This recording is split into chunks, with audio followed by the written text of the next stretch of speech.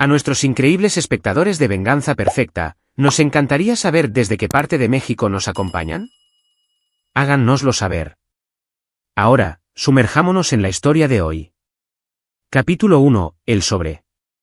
Bruno Tapia estaba en su cocina, con las manos cubiertas de harina de la masa de pizza que había estado amasando con sus hijas. A sus 42 años, había construido una vida de la que estaba orgulloso, un próspero estudio de arquitectura especializado en residencias de lujo, una hermosa casa en un fraccionamiento exclusivo de Huixquilucan que él mismo había diseñado y una familia por la que haría cualquier cosa. Su hija Sofía, de 12 años, con el pelo oscuro de su madre y sus ojos analíticos, acababa de llegar a casa de su amiga Emma, que vivía al final de la calle. Pero algo andaba mal. La habitual charla animada de Sofía estaba ausente. Se quedó junto a la puerta, con la mochila aún puesta, retorciendo las correas con los dedos. Papá dijo en voz baja. ¿Podemos hablar a solas? La hija menor de Bruno, Maya, de 9 años, estaba en la sala viendo la televisión.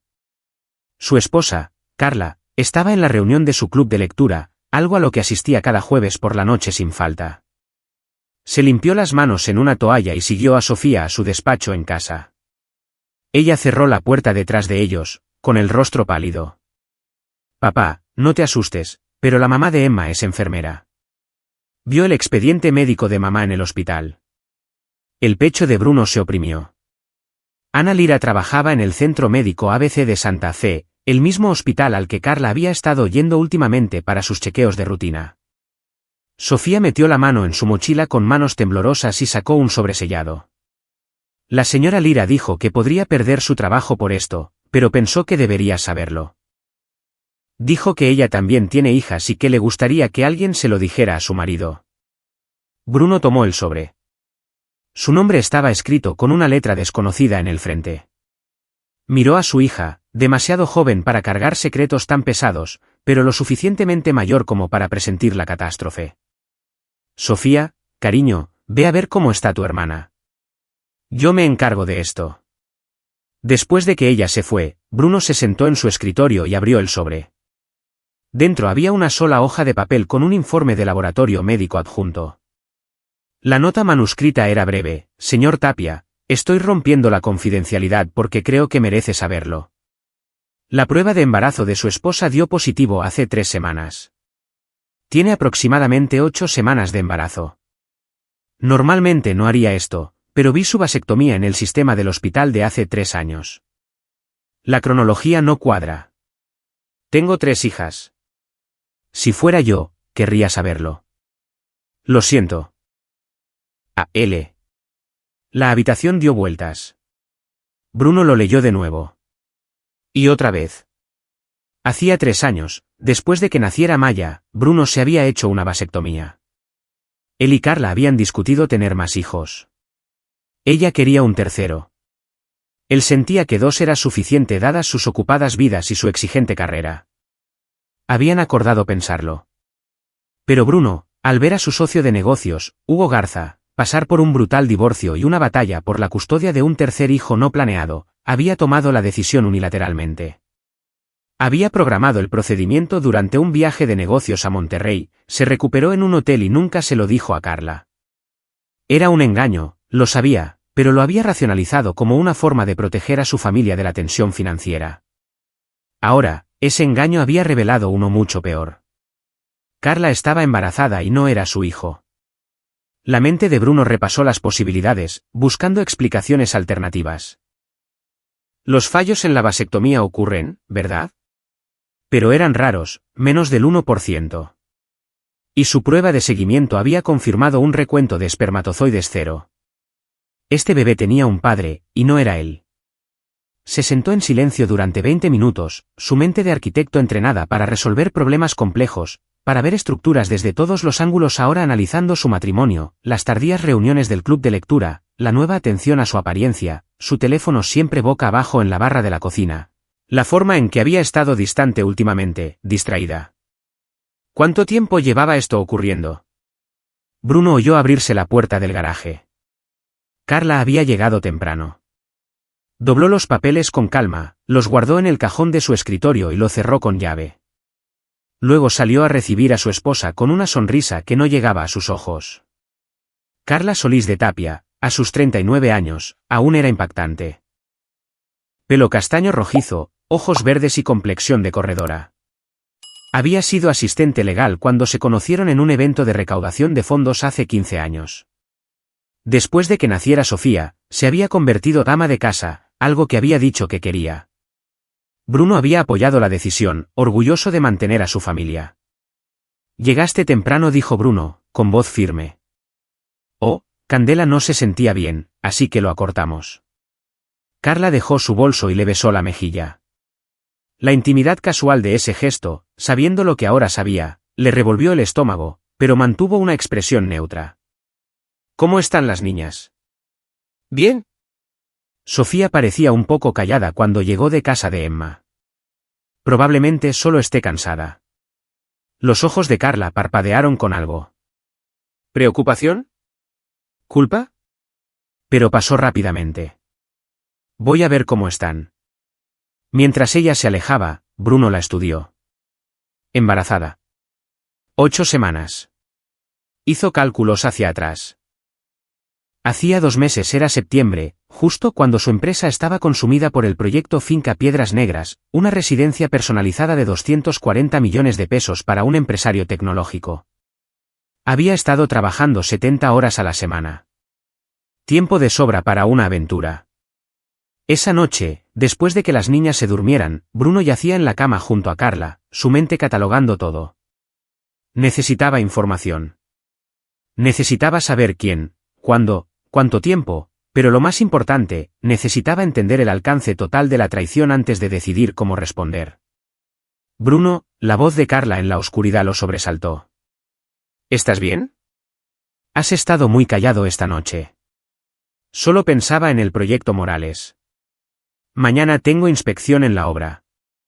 Trabajas demasiado, dijo ella, su mano encontrando la de él bajo las sábanas. La hipocresía de aquello casi le hizo reír. En su lugar, apretó suavemente la mano de ella. Alguien tiene que mantener a esta familia. Ella se durmió en minutos. Bruno no durmió en toda la noche. Capítulo 2. La investigación. Durante los siguientes 5 días, Bruno operó en 2 niveles. En la superficie, era el mismo esposo y padre dedicado, preparando el desayuno, ayudando con los deberes, asistiendo a los partidos de fútbol de malla. Por debajo, era un hombre poseído. Empezó con el teléfono de Carla. Lo mantenía bloqueado, pero Bruno conocía su contraseña.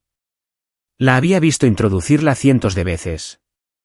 Mientras ella se duchaba el viernes por la mañana, clonó su teléfono usando un software que su socio tecnológico, Hugo, le había recomendado para un propósito diferente meses atrás. En minutos, tuvo acceso a todo, mensajes, llamadas, correos electrónicos, fotos. Lo que encontró le heló la sangre. Los mensajes se remontaban a 6 meses. El nombre del amante en su teléfono era SC, solo iniciales. Pero los mensajes eran explícitos, apasionados y condenatorios. Carla se había estado reuniendo con SC en una propiedad de alquiler en Valle de Bravo, a veces 2 veces por semana. Los mensajes detallaban encuentros, expresiones de amor y discusiones sobre cuándo podremos estar finalmente juntos. Pero fue un intercambio en particular de hace 3 semanas el que más le dolió. SC, ¿qué dijo el doctor? Carla, positivo. Tengo miedo. SC, no lo tengas. Esto es lo que queríamos. ¿Recuerdas? Nuestra oportunidad. Carla, ¿y qué hay de Bruno? SC, tú misma dijiste que el matrimonio ha estado muerto durante años. Está casado con su trabajo. Tú mereces más. Carla, ¿cuándo debería decírselo? SC, después de las fiestas. Lo resolveremos juntos. Te amo. Las manos de Bruno temblaban mientras leía. Estaban planeando decírselo. Planeando hacer estallar su familia, planeando quitarle todo lo que había construido. Pero los mensajes no revelaban la identidad de SC. Bruno revisó meses de comunicación, buscando pistas. Finalmente, la encontró. Una foto que Carla había enviado. Un selfie desde su cama, con la leyenda «extrañándote». Y en el fondo, apenas visible en el buró, había una foto enmarcada. Bruno la amplió. La foto era de la Navidad pasada, pero alguien había sido recortado. Alguien que había estado de pie junto a Bruno en el original, su medio hermano, Saúl Curiel. Bruno se echó hacia atrás, con el corazón palpitante. ¿Saúl? Por supuesto, era Saúl. Saúl Curiel era el medio hermano menor de Bruno por 4 años, producto del segundo matrimonio de su padre después de que la madre de Bruno muriera de cáncer cuando Bruno tenía 8 años. Al crecer, la dinámica familiar había sido complicada. Su padre, Roberto Tapia, se había volcado en su nueva familia, y Bruno a menudo se había sentido como un extraño. A Saúl se le habían dado todas las ventajas: colegios privados, un coche a los 16, la universidad pagada. Bruno se había abierto camino en la universidad pública y luego en la escuela de arquitectura con becas y trabajos de medio tiempo. El resentimiento siempre había estado allí, latente bajo la superficie de las reuniones familiares forzadas. Saúl se había dedicado al desarrollo inmobiliario, aprovechando las conexiones de su padre, pero sus proyectos eran a menudo mediocres, abaratando costos donde Bruno nunca lo haría. Hacía 2 años, Saúl le había pedido a Bruno que se asociara en un proyecto de desarrollo. Bruno había revisado los planos y se había negado. El diseño era deficiente, los permisos cuestionables. Saúl se lo había tomado como un insulto personal. Desde entonces, las cenas familiares habían sido tensas, pero Carla siempre se había llevado bien con Saúl. Demasiado bien, se daba cuenta Bruno ahora. Ella había sido la que presionaba para pasar más tiempo en familia, sugiriendo cenas, invitando a Saúl y a su esposa, Patty, a carnes asadas. ¿Patty? La mente de Bruno hizo clic. La esposa de Saúl, Patty Curiel, no lo sabía. Era otra víctima en esto. Bruno sacó su teléfono y llamó a Domingo Bravo, un investigador privado con el que había trabajado en la debida diligencia para adquisiciones de propiedades. Domingo era discreto, minucioso y caro. Domingo, soy Bruno Tapia. Necesito tu ayuda con un asunto personal. Discreción total, siempre. ¿Qué necesitas? Vigilancia sobre 2 personas, mi esposa y mi medio hermano. Lo necesito todo. ¿Dónde van, cuando se encuentran? Pruebas de una aventura. Fotos, vídeos, el lote completo. ¿Cuánto tiempo lleva esto? 6 meses como mínimo, quizás más. Domingo se quedó en silencio por un momento. Caray, Bruno. Lo siento. Empezaré hoy mismo. Tendrás un informe para el lunes. Una cosa más. Su esposa, Patty Curiel. Quiero un informe completo sobre su situación financiera, cualquier cosa que pueda ser relevante. ¿Estás pensando en involucrarla? Tal vez. Necesito saber con qué estoy tratando primero. Ese fin de semana fue insoportable. El sábado, Bruno llevó a las niñas al Papalote Museo del Niño mientras Carla dijo que se iba a reunir con Candela López para comer. El primer mensaje de Domingo llegó a las 2:47 de la tarde, sujeto se reunió con descripción coincidente en la dirección de Valle de Bravo. Entrando en la propiedad ahora. Fotografiaré. Bruno guardó el teléfono en el bolsillo y se concentró en sus hijas, explicando la física de la refracción de la luz a Sofía mientras Maya jugaba en las exhibiciones de agua. Era bueno compartimentando. Años de gestionar proyectos complejos mientras trataba con clientes difíciles le habían enseñado esa habilidad. En la cena de esa noche, Carla estaba radiante. Habló de su comida con Candela, describiendo un restaurante que Bruno sabía que Candela odiaba. Otra mentira, fácilmente contada. Pareces feliz, observó Bruno. Lo estoy, dijo Carla, extendiendo la mano sobre la mesa para apretar la suya. He estado pensando que deberíamos tomar unas vacaciones familiares en Navidad. Quizás a la playa. A las niñas les encantaría. Bruno se preguntó si ya estaba planeando cómo decírselo, si las vacaciones estaban destinadas a ser una gira de despedida antes de que destruyera su familia. Suena bien, dijo. Miremos opciones. El domingo por la mañana, el teléfono de Bruno vibró con un correo electrónico de Domingo. La línea de asunto decía, informe completo. Bruno esperó hasta que Carla llevó a las niñas al parque y luego lo abrió. El informe era exhaustivo, 47 fotografías que documentaban a Carla y Saúl entrando y saliendo de la propiedad de alquiler de Valle de Bravo solo en la última semana. Marcas de tiempo, ubicaciones, todo admisible en un juicio de divorcio. Pero más que eso, Domingo había profundizado. La propiedad de alquiler era propiedad de una SADCB, Desarrollos Costa Aventura. Bruno reconoció el nombre. Era una de las empresas fantasma de Saúl utilizadas para sus negocios inmobiliarios. Saúl había estado usando una propiedad de la empresa para llevar a cabo la aventura. Eso significaba registros financieros, rastros de papel. Domingo también había incluido antecedentes sobre Patty Curiel. Había sido la novia de Saúl en la universidad, casados durante 14 años, sin hijos. Trabajaba como contadora para el negocio de Saúl, llevando los libros de todas sus empresas. Más importante aún, recientemente había estado haciendo preguntas sobre discrepancias en las cuentas de Costa Aventura. Un plan comenzó a formarse en la mente de Bruno. Era complejo, de múltiples capas y requeriría una sincronización perfecta. Pero Bruno se especializaba en estructuras complejas. Sabía cómo construir algo que pareciera sólido pero que tuviera puntos críticos de fallo incorporados, donde un solo tirón del elemento correcto derrumbaría todo. Volvió a llamar a Domingo. Domingo, necesito que hagas algo más. Quiero que recopiles todo lo que puedas sobre las operaciones comerciales de Saúl Curiel. Cada empresa, cada propiedad, cada permiso, cada contrato. Quiero saber de dónde viene el dinero y a dónde va. ¿Estás pensando lo que creo que estás pensando? Estoy pensando que voy a diseñar la destrucción de mi hermano, y él me va a ayudar a hacerlo. Capítulo 3. Los cimientos. El lunes por la mañana, Bruno estaba sentado en su oficina en el estudio de diseño Tapia, el estudio de arquitectura que había construido desde cero en los últimos 15 años.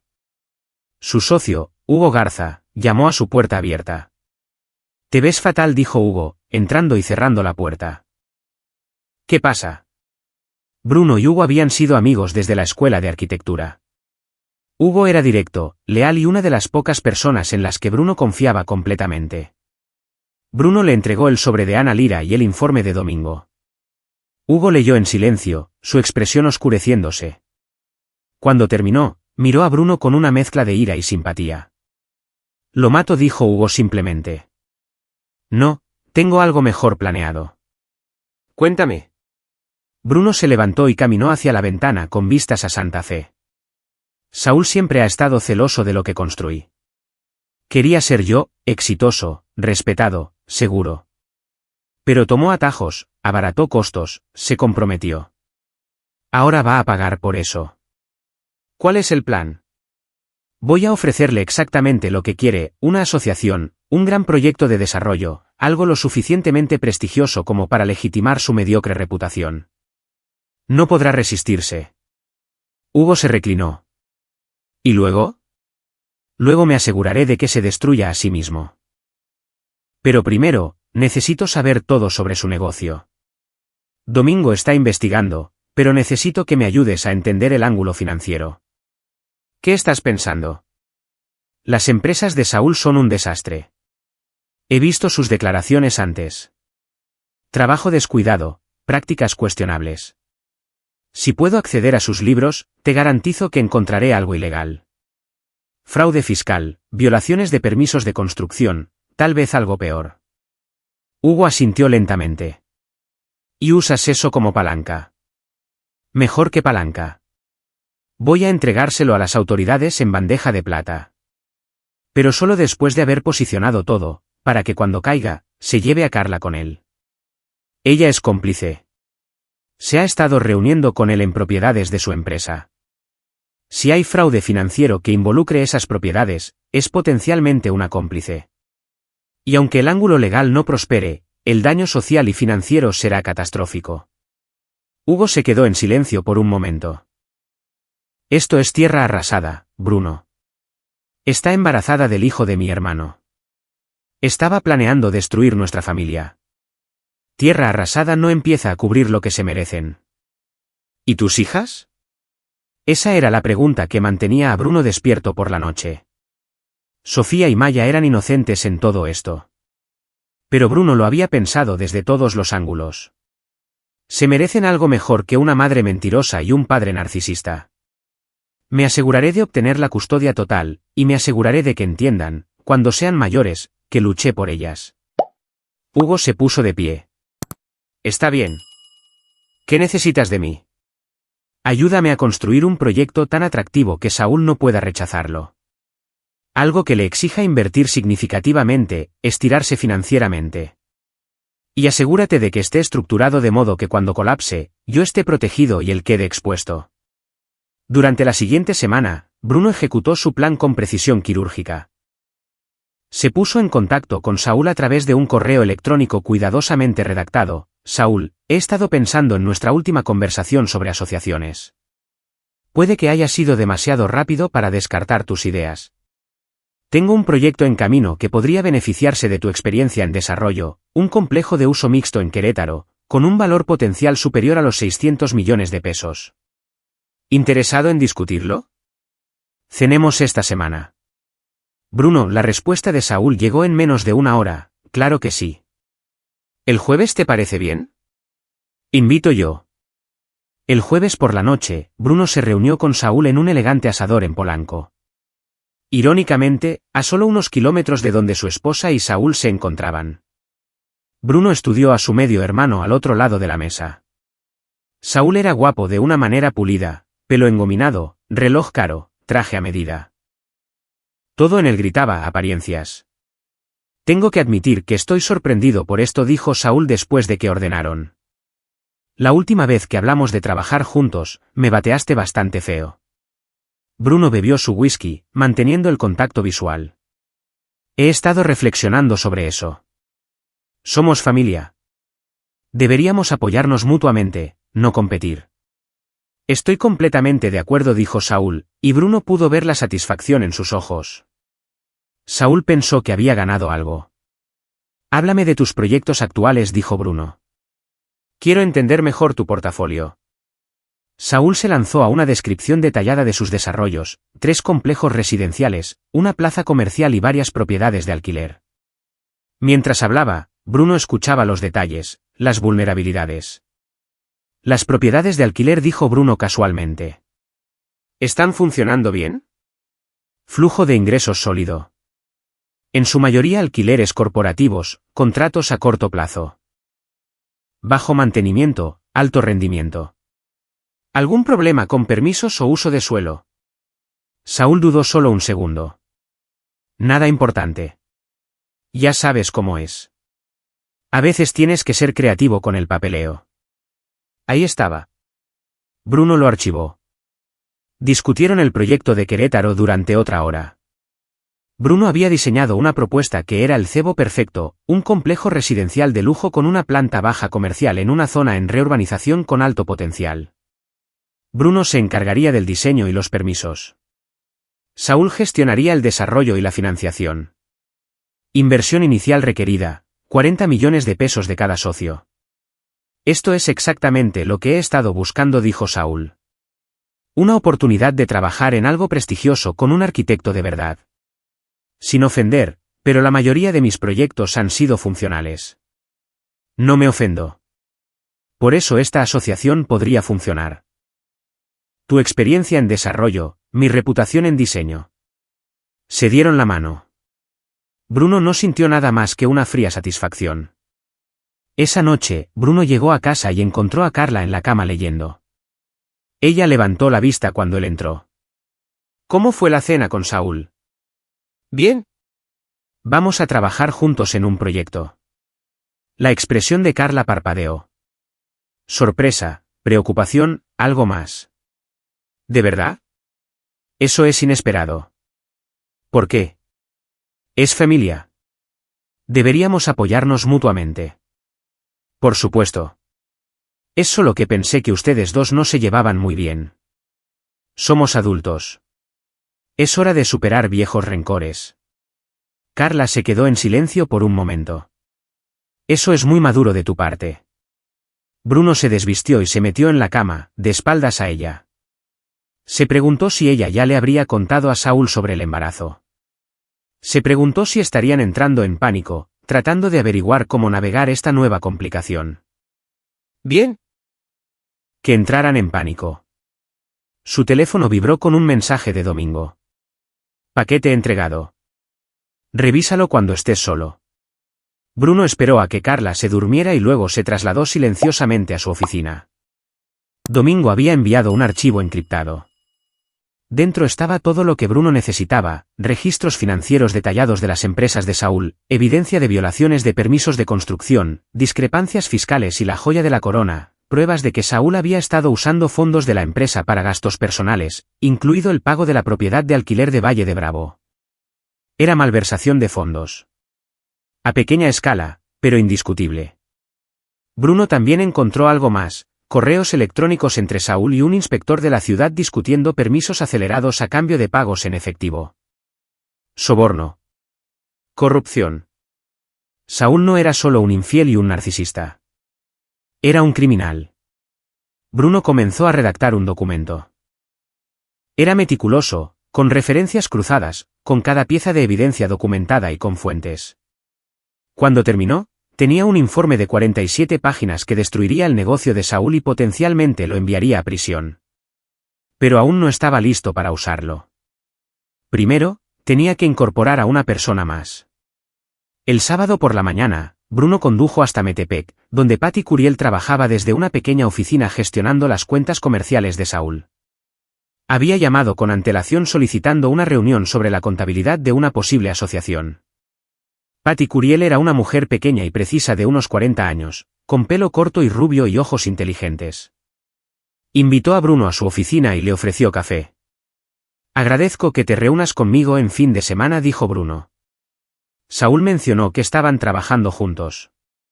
«Me alegro de verlo. Sé que la dinámica familiar ha sido complicada». Bruno la estudió. ¿Sabía ella de la aventura? ¿Era cómplice u otra víctima? Patty, voy a ser directo contigo porque creo que mereces la verdad. No estoy aquí por contabilidad de negocios. Su expresión cambió, cautelosa. ¿Entonces por qué estás aquí? Estoy aquí porque Saúl está teniendo una aventura con mi esposa. Han estado juntos durante al least 6 meses. Ella está embarazada de su hijo. El color desapareció del rostro de Patty. ¿Qué? Bruno sacó su teléfono y le mostró las fotografías del informe de Domingo. Patty miró cada una, con la mano temblando. Cuando terminó, dejó el teléfono con cuidado. Lo sospechaba, dijo en voz baja. Las noches tardías, la distancia. Pero me decía a mí misma que estaba paranoica. Levantó la vista hacia Bruno, con los ojos llenándose de lágrimas. Lo siento por ti. Por tus hijas. También lo siento por ti. Pero Patty, esto no es solo sobre la aventura. Le mostró los documentos financieros, la evidencia de malversación y soborno. Ha estado usando dinero de la empresa para pagar su propiedad de alquiler. Ha estado sobornando a funcionarios de la delegación para obtener permisos. Y si estoy leyendo estas cuentas correctamente, ha estado desviando fondos de sus cuentas conjuntas durante meses. Patty leyó los documentos, su formación profesional tomando el control. Después de 20 minutos, levantó la vista. Esto es fraude. Múltiples cargos. Podría ir a la cárcel. Sí. Pero esto es lo que propongo. Voy a ofrecerle a Saúl una asociación comercial que le exigirá invertir mucho dinero, dinero que no tiene. Tendrá que liquidar activos, endeudarse. Y cuando el proyecto colapse, y lo hará, estará arruinado financieramente. En ese momento, denunciaremos el fraude a las autoridades. Lo perderá todo, su negocio, su libertad y a Carla. Patty se quedó en silencio durante mucho tiempo. ¿Qué necesitas de mí? Acceso a sus cuentas, documentación de todo y, cuando llegue el momento, testimonio. ¿Y qué gano yo? Inmunidad total de procesamiento.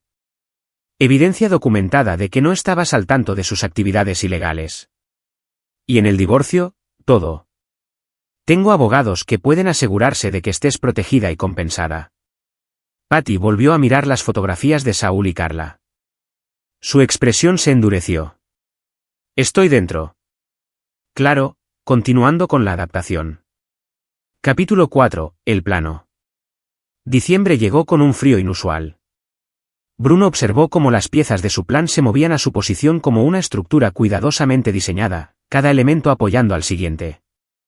El proyecto de Querétaro fue aprobado para su desarrollo.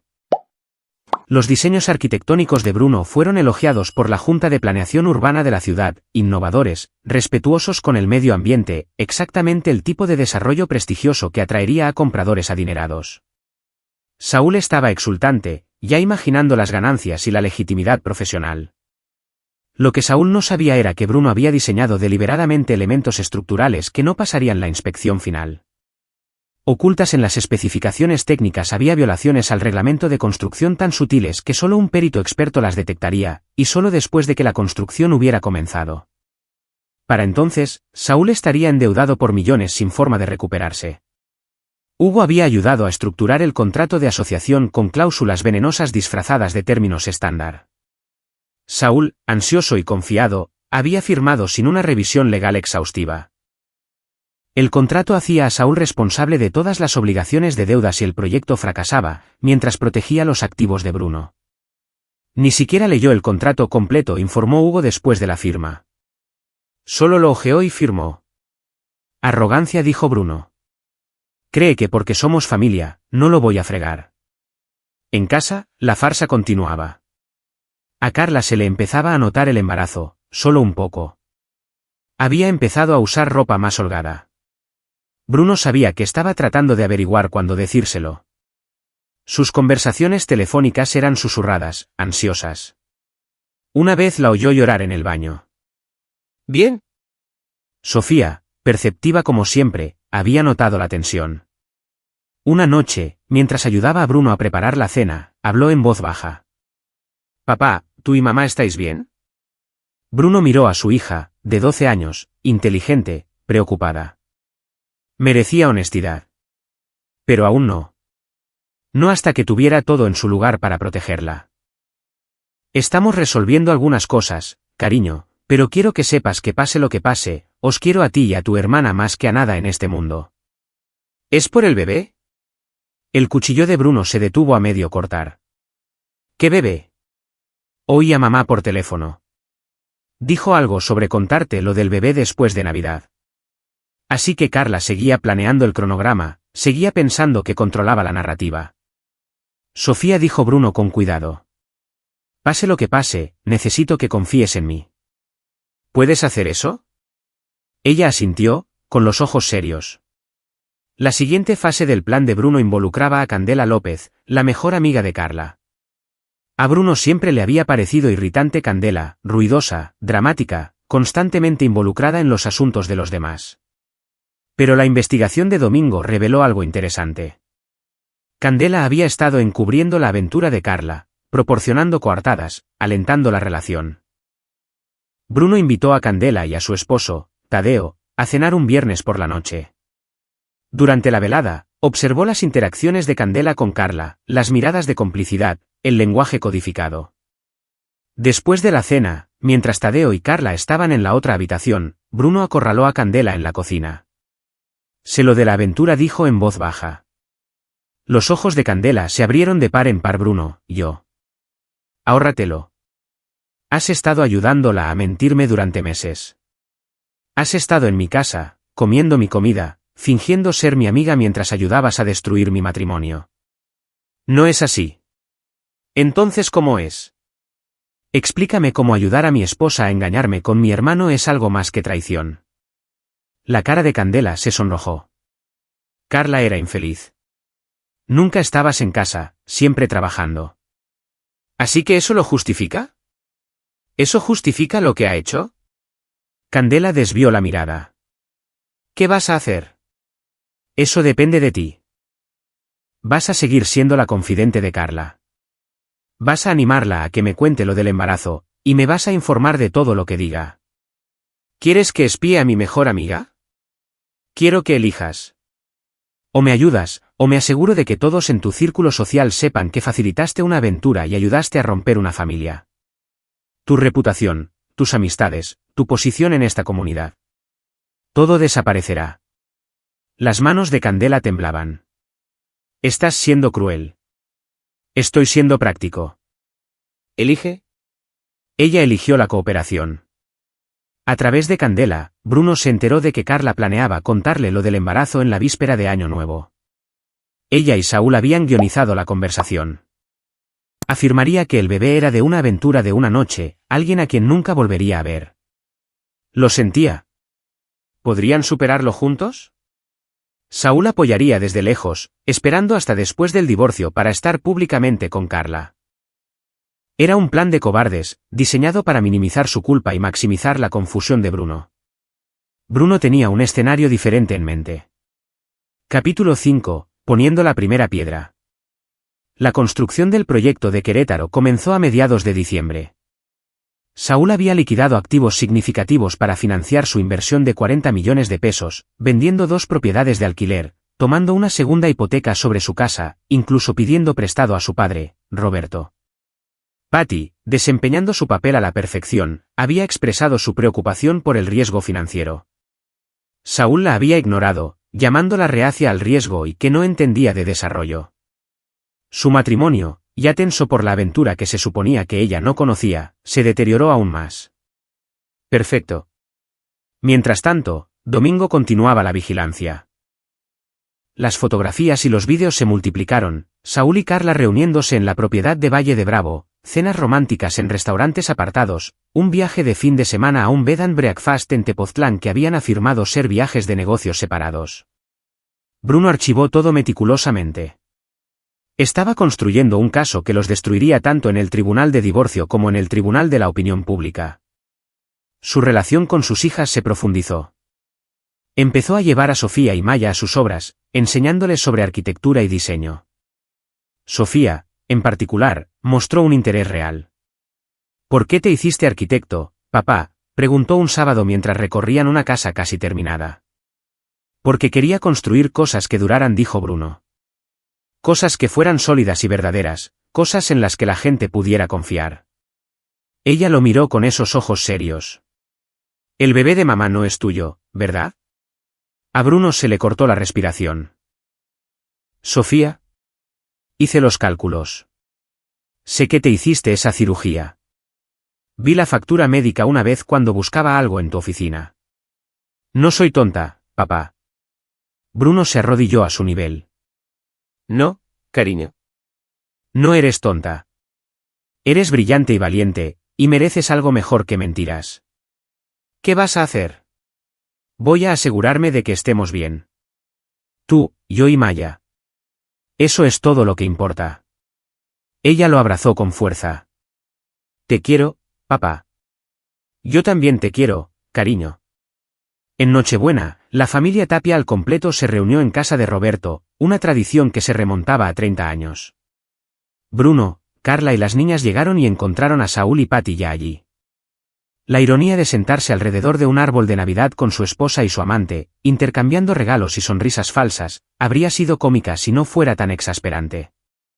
Roberto Tapia, a sus 72 años, estaba disminuido por la edad pero aún imponía atención.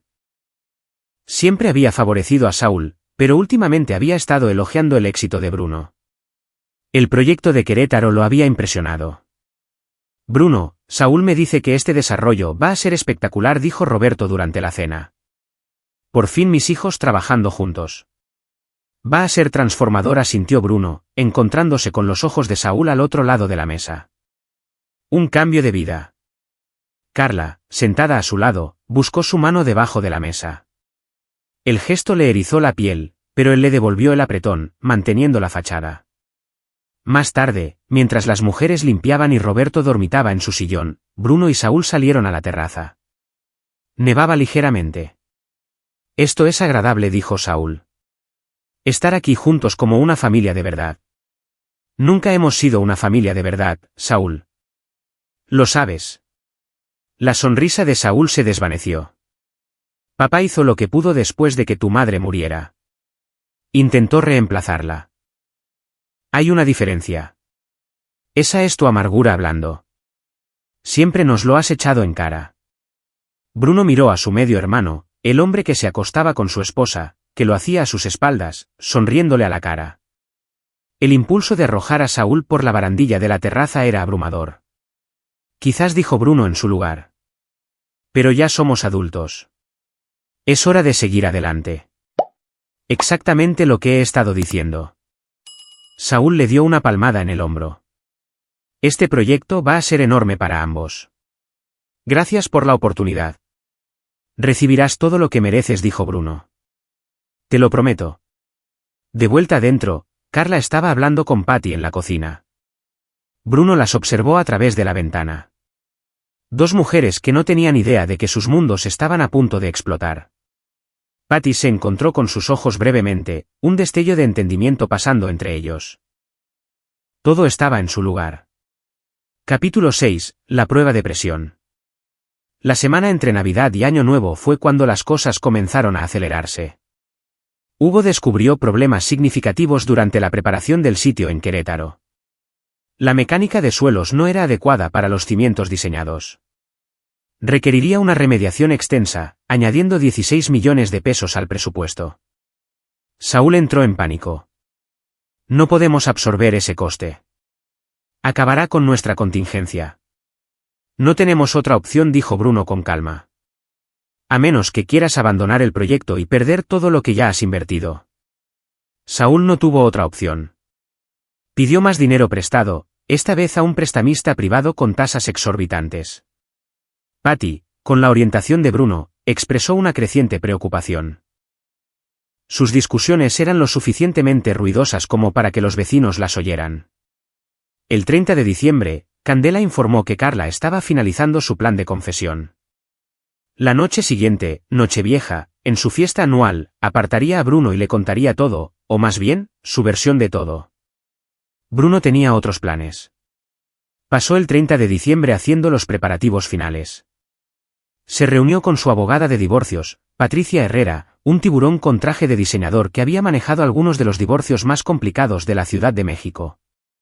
Esta evidencia es irrefutable, dijo Patricia, revisando los archivos de Bruno. Adulterio, engaño, la paternidad del niño.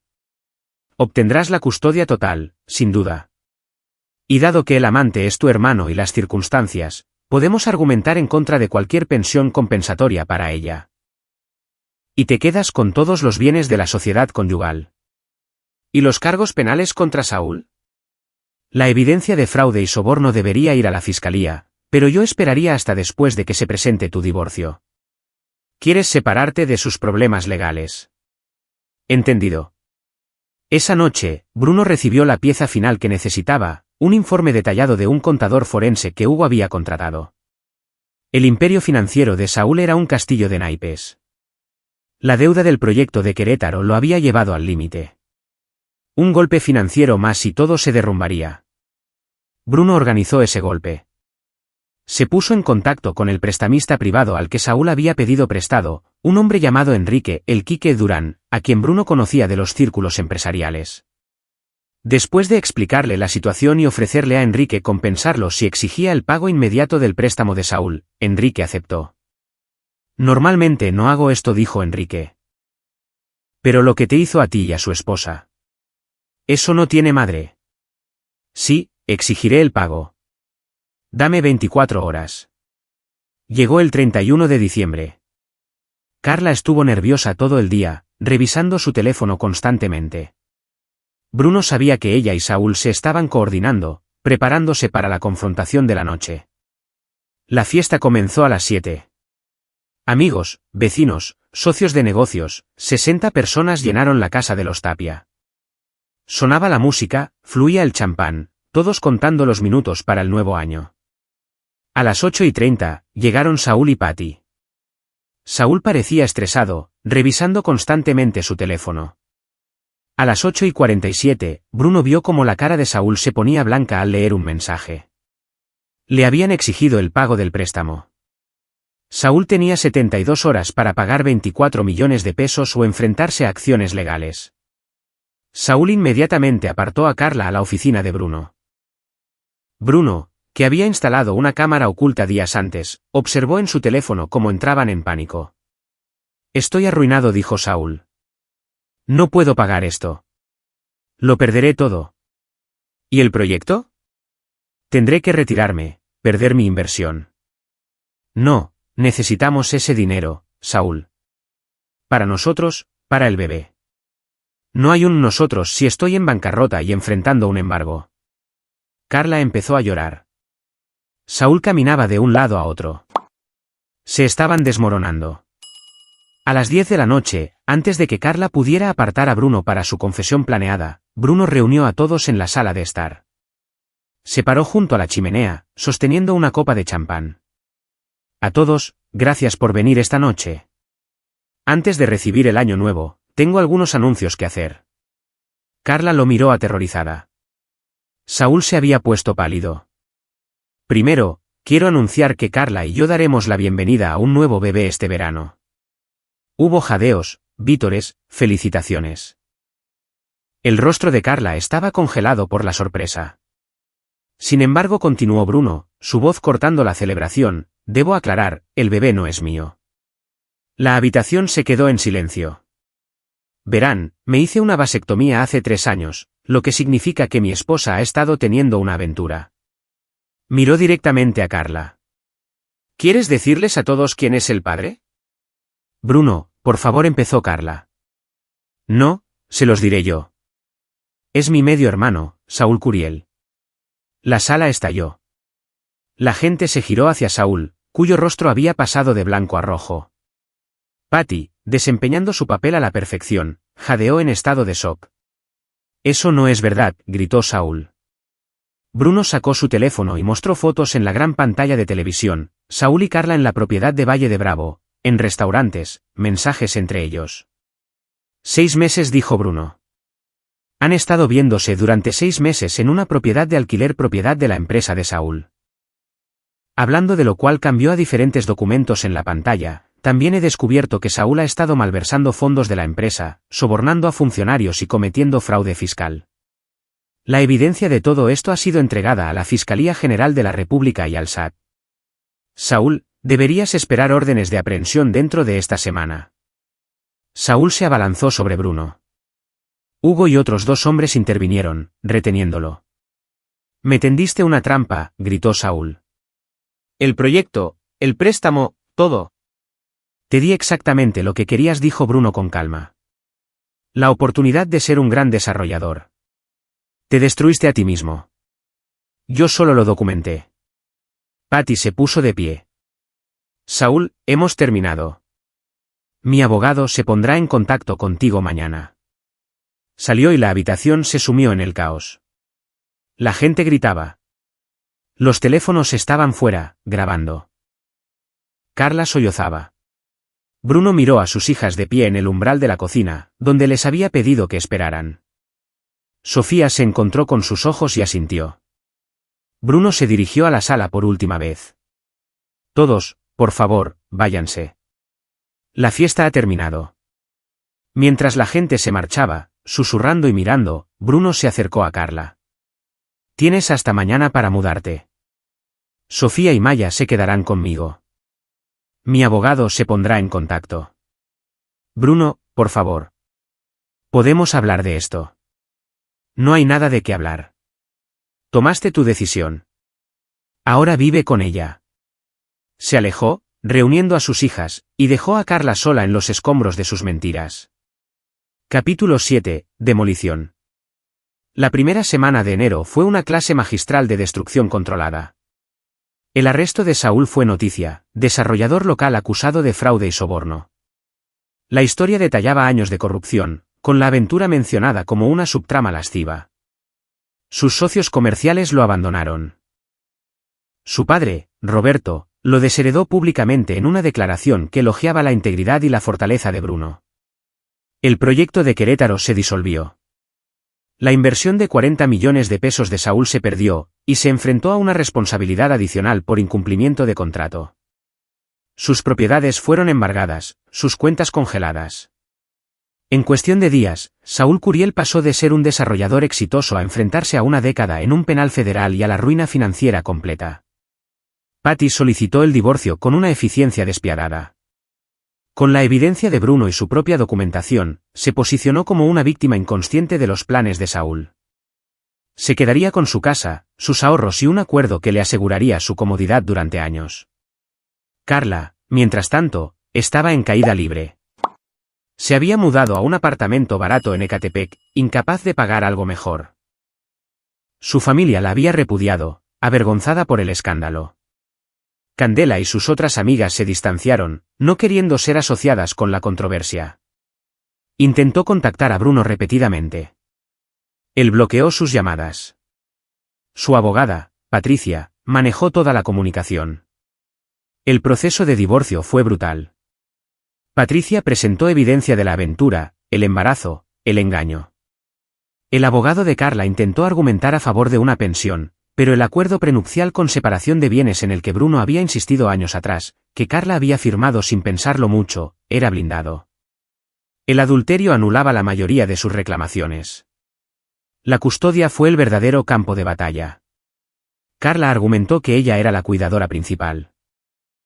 Patricia contraatacó con testimonios de los maestros de Sofía y Maya, su pediatra, los padres de sus amigos, todos pintando una imagen de Bruno como el padre involucrado y presente, mientras que Carla había estado cada vez más ausente durante el último año. El momento más condenatorio llegó cuando Sofía, en una sesión cerrada con un psicólogo infantil designado por el tribunal, dijo que quería vivir con su padre. Maya, influenciada por su hermana mayor, estuvo de acuerdo. Mi papá nos cuida, le había dicho Sofía al psicólogo, según la transcripción que Patricia compartió. Mi mamá ha estado mintiéndole a todo el mundo. Ya no confío en ella. La jueza Marta Campos, una mujer de 60 años conocida por favorecer a las madres, sin embargo, otorgó a Bruno la custodia primaria total, con Carla recibiendo visitas supervisadas cada 2 fines de semana. La evidencia presentada muestra un patrón de engaño y priorización de los deseos personales sobre el bienestar familiar, declaró la jueza Campos. Si bien la relación biológica de la señora Solís con las niñas no está en duda, su juicio y aptitud como madre custodia principal sí lo están. El rostro de Carla se desmoronó al leerse la decisión. Bruno no sintió nada más que una fría satisfacción. Capítulo 8. Réplicas. A mediados de enero, la destrucción social estaba completa. Bruno y sus hijas fueron acogidos por la comunidad como víctimas. Recibió ofertas de apoyo, invitaciones a cenar y simpatía profesional. Su negocio prosperó. El escándalo en realidad mejoró su reputación como un hombre de integridad que había sido agraviado. El juicio de Saúl se fijó para abril. Su abogado intentaba negociar un acuerdo, pero la evidencia era abrumadora. Se enfrentaba a un mínimo de 5 años, posiblemente 10 con todos los cargos combinados. El momento más dramático llegó cuando Saúl, desesperado y destrozado, apareció en la oficina de Bruno a finales de enero. La seguridad llamó a Bruno antes de escoltar a Saúl fuera, y Bruno, por impulso, accedió a reunirse con él. Se sentaron en una sala de conferencias, con ventanas de cristal que mostraban la ciudad invernal más allá. Saúl se veía horrible. Sin afeitar, delgado, con los ojos hundidos. Lo siento, dijo Saúl. Por todo. La aventura, las mentiras, todo. ¿Sientes que te hayan pillado? No, siento haberlo hecho. Estaba celoso de ti, Bruno. Siempre lo he estado. Eras tan exitoso, tan respetado. Y Carla estaba allí, y era infeliz. Y me convencí a mí mismo de que merecía tener lo que tú tenías. Así que lo tomaste. Sí. Y lo destruí todo. Mi matrimonio, mi negocio, mi libertad. Voy a ir a la cárcel, Bruno. Están hablando de 8 años. Bruno miró a su medio hermano y no sintió nada. Ni satisfacción, ni piedad, solo vacío. ¿Qué quieres de mí, Saúl? ¿Misericordia? Tienes toda esa evidencia. Si testificaras a mi favor, dijeras que fui cooperativo, podría reducir mi sentencia. No. Bruno, por favor. Te acostaste con mi esposa. Creaste un hijo con ella. ¿Participaste en la destrucción de mi familia, y me estás pidiendo misericordia? Te lo ruego. Entonces déjame ser claro. Cumplirás cada día de tu sentencia. Lo perderás todo. Y cuando salgas, si alguna vez te pones en contacto conmigo o con mis hijas de nuevo, dedicaré mi vida a hacer tu existencia aún peor. ¿Entiendes? El rostro de Saúl se descompuso. Somos hermanos.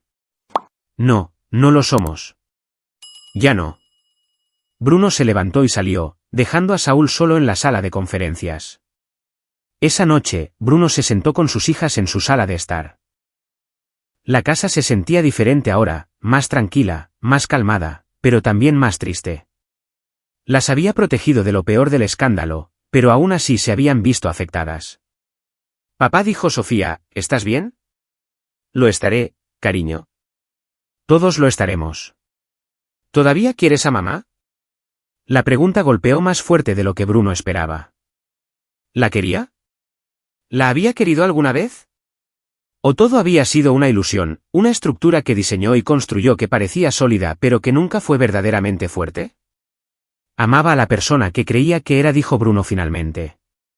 Pero esa persona no existe. Me mintió a mí, a vosotras, a todo el mundo. Eso no es amor. ¿Y el bebé? Preguntó Maya en voz baja. ¿Tendremos un hermano o una hermana? Bruno había pensado en esto constantemente. El bebé nacería en junio.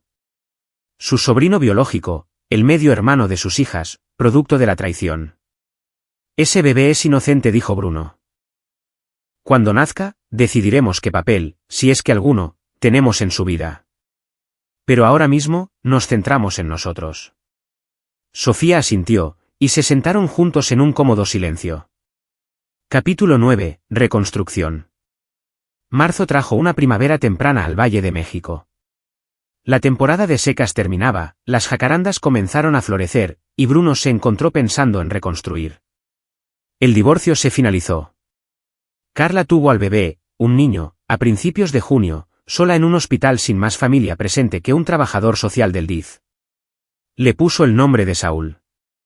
Bruno envió flores sin tarjeta. Saúl fue sentenciado a 7 años en un penal federal. Fue trasladado a un ceferezo en el norte del país en julio. Patty le envió un mensaje a Bruno, gracias. Empezar de nuevo parece posible ahora. Las hijas de Bruno se estaban recuperando. Sofía, a punto de cumplir 13 años, había comenzado a ver a un terapeuta especializado en trauma familiar. Le iba bien, canalizando sus emociones en el arte y la escritura. Maya, ahora con 10 años, era más resistente de lo que Bruno había esperado, encontrando consuelo en la rutina y la estructura. Roberto Tapia había sufrido un derrame cerebral en mayo. Bruno lo visitó en el hospital y tuvieron una conversación largamente pendiente sobre el favoritismo familiar y el arrepentimiento. Roberto, disminuido y enfrentando la mortalidad, se disculpó por las formas en que le había fallado a Bruno después de la muerte de su madre. Estaba tan absorto en mi nueva familia.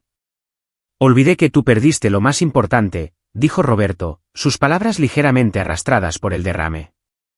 Tu madre lo era todo, y traté de reemplazarla en lugar de honrar su memoria contigo. Necesitaba un padre, dijo Bruno, no una familia de reemplazo. Lo siento. Ahora veo lo que eso te costó a ti, lo que nos costó a todos. Se habían reconciliado tentativamente. El testamento de Roberto fue cambiado, dejando su patrimonio a partes iguales a Bruno y a cualquier familia que Bruno eligiera compartirlo, excluyendo explícitamente a Saúl. En julio, un nuevo cliente se acercó a Bruno, un rico ejecutivo de tecnología llamado Javier Rivas, que quería una casa personalizada que rompiera barreras. He leído sobre lo que pasaste, dijo Javier durante su reunión inicial. La forma en que lo manejaste, con precisión, con estrategia. Ese es el tipo de pensamiento que quiero en mi arquitecto. Alguien que construye cosas que duran, incluso bajo presión. Bruno le diseñó a Javier una obra maestra, una casa que incorporaba elementos estructurales innovadores, diseño sostenible y visión artística. Se convertiría en su proyecto emblemático, presentado en AD México y ganando múltiples premios. La vida siguió adelante. Un sábado a finales de agosto, Bruno estaba trabajando en su oficina en casa cuando Sofía llamó a la puerta. Papá, ¿podemos hablar? Siempre. Se sentó, pareciendo más madura que sus 13 años. He estado pensando en mamá. Bruno dejó su bolígrafo. De acuerdo. Sé que lo que hizo estuvo mal. Muy mal. Pero sigue siendo mi mamá. Y creo que necesito perdonarla. No olvidar, sino perdonar. Por mí. Bruno estudió a su hija, Esta joven brillante y fuerte que entendía cosas que él todavía estaba procesando. Eso es muy maduro de tu parte, Sofía. Quiero verla, no solo en las visitas supervisadas. Tiempo real. Quiero conocer a mi hermano. La petición dolió, pero Bruno lo entendió. Sofía necesitaba esto para su propia sanación. Déjame hablar con los abogados. Arreglaremos algo. Gracias, papá. Hizo una pausa. Sabes, a pesar de todo esto, nunca intentaste ponernos en su contra. Podrías haberlo hecho, pero no lo hiciste. Es vuestra madre. Mis sentimientos hacia ella no cambian eso. Por eso te respeto. Por eso quiero ser como tú. Después de que ella se fue, Bruno se sentó solo, pensando en los últimos 9 meses. Había orquestado la destrucción de Saúl, desmantelado la vida de Carla y protegido a sus hijas con una eficiencia despiadada. Había ganado todas las batallas, pero la victoria se sentía hueca de formas inesperadas. Había demostrado que podía ser estratégico, que podía ejecutar un plan con precisión. Pero también había aprendido que la venganza, por muy justificada que fuera, no curaba la herida. Solo redistribuía el dolor. Su teléfono sonó. Era Ana Lira, la enfermera que lo había empezado todo con aquel sobre. Señor Tapia, quería saber cómo estaba. Sé que mi nota de noviembre cambió su vida. Seguí las noticias. Espero haber hecho lo correcto. Lo hiciste, dijo Bruno. Me diste la verdad. Eso nunca está mal. ¿Cómo están sus hijas? Fuertes. Sanando. Van a estar bien. ¿Y usted? Bruno miró alrededor de su oficina. Los premios en las paredes, los bocetos de proyectos futuros, las fotos de Sofía y Maya. Estoy construyendo algo nuevo, dijo. Algo mejor. 3 meses después, en noviembre, exactamente un año después de que Sofía le entregara aquel sobre, Bruno estaba en una obra de construcción de un nuevo centro comunitario que diseñó pro bono. Era su forma de devolver algo, de crear algo positivo de los escombros. Sofía y Maya estaban con él, con cascos, viendo cómo se colaban los cimientos. Esto va a ayudar a muchas familias, dijo Sofía. Esa es la idea. Papá, dijo Maya, ¿crees que te volverás a casar alguna vez? La pregunta lo sorprendió. Quizás algún día. ¿Por qué? Porque mereces ser feliz. Realmente feliz. Bruno abrazó a sus hijas, estos 2 seres humanos notables que habían sobrevivido a la traición de su madre y a su calculada venganza con gracia y fortaleza. Soy feliz, dijo. Aquí mismo, ahora mismo, con vosotras 2. Eso es suficiente. Y mientras observaba cómo los cimientos tomaban forma sólidos, verdaderos, construidos para durar, Bruno se dio cuenta de que era cierto. Había deconstruido su antigua vida, eliminado los elementos defectuosos y construido algo más fuerte en su lugar. No venganza, no victoria, sino supervivencia y la posibilidad de algo mejor. El sol se puso sobre la obra, proyectando largas sombras sobre el concreto. El teléfono de Bruno vibró con un mensaje de Hugo. Un nuevo cliente quiere reunirse. Gran proyecto. ¿Interesado? Bruno sonrió. La vida seguía adelante. Nuevas estructuras esperaban ser diseñadas. Escribió de vuelta, siempre construyendo. Envíame los detalles. Y con sus hijas a su lado y tierra firme bajo sus pies, Bruno Tapia caminó hacia lo que viniera después. Más fuerte, más sabio y, finalmente, verdaderamente libre. Aquí es donde nuestra historia llega a su fin. Comparte tus pensamientos en la sección de comentarios. Gracias por tu tiempo. Si disfrutas de esta historia, por favor, suscríbete a este canal. Haz clic en el vídeo que ves en la pantalla y te veré allí.